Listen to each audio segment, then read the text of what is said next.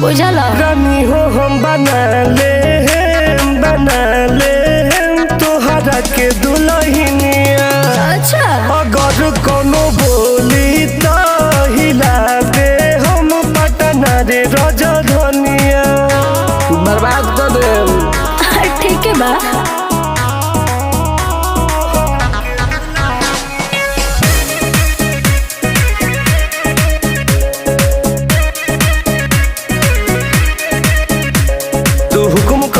जान हमार कहबू तवने हम कह दे। हम बोली कौनो लफंगा तो यार काट के गर्दन ध दे।